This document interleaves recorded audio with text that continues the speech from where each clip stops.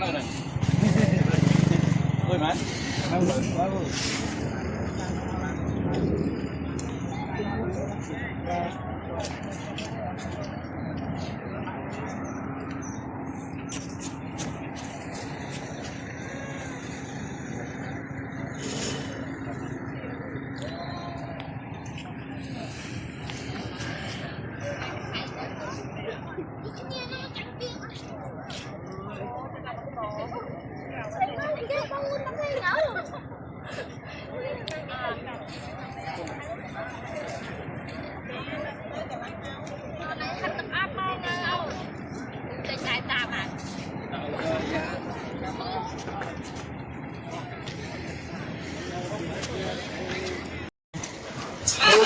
Trâu lên man Ban cho lên ban.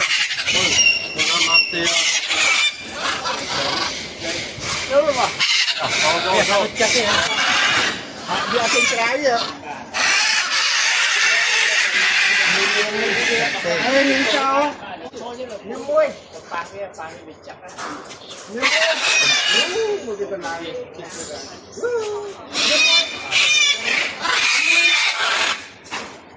ôi rồi ban rồi tại sao Anh ấy cho tao khó vậy. nhắm môi nhắm môi nhắm môi nhắm môi mà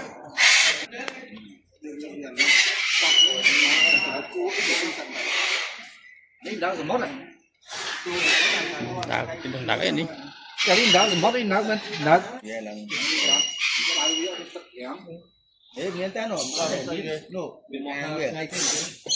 Ôi xe nó lên này. Tôi tiếp một sạt tiền.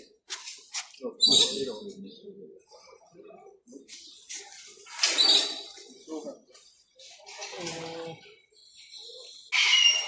Cũng